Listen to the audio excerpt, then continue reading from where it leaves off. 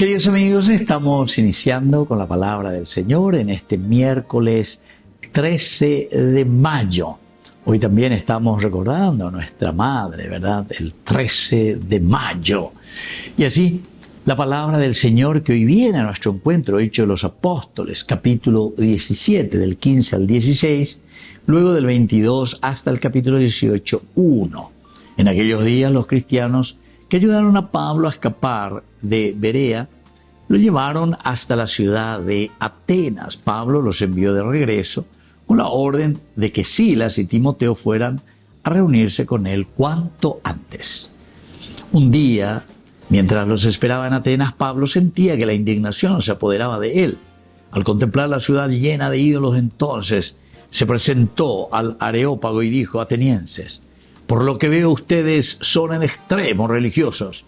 Al recorrer la ciudad y contemplar sus monumentos, encontré un altar con esta inscripción: al Dios desconocido. Pues bien, yo vengo a anunciarles a ese Dios que ustedes veneran sin conocerlo. Qué bueno, queridos amigos. La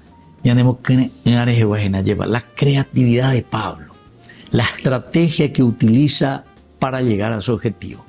Baila se llama y Pablo hace vamos a enviarnos a cuadrar el Evangelio de Jesucristo. Entonces, añemo imagina en el camino.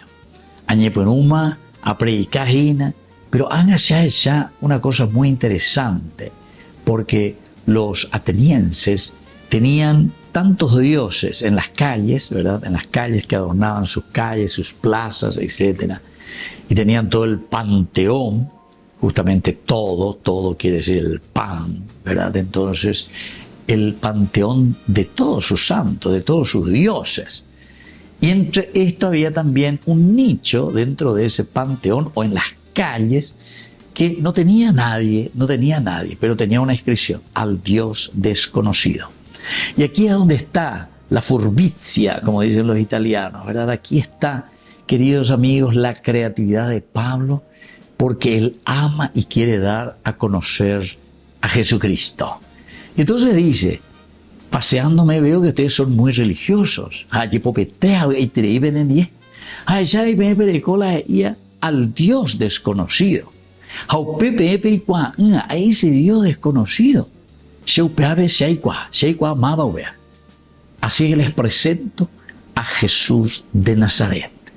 Y comienza su historia. Pero, queridos amigos, díganme si Pablo no tiene una intuición y una creatividad enorme, ¿verdad? Porque utiliza los elementos de la encarnación, de la cultura, de la realidad de ese pueblo para poder transmitirles a Jesucristo. Pidamos esta creatividad, queridos amigos. Ese deseo de predicar. Pero el deseo de predicar quiere decir de anunciar a Jesucristo con nuestra vida, con nuestras obras.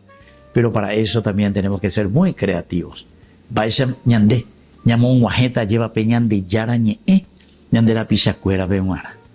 Que la bendición de Dios descienda sobre cada uno de ustedes, el Padre y el Hijo y el Espíritu Santo. Amén.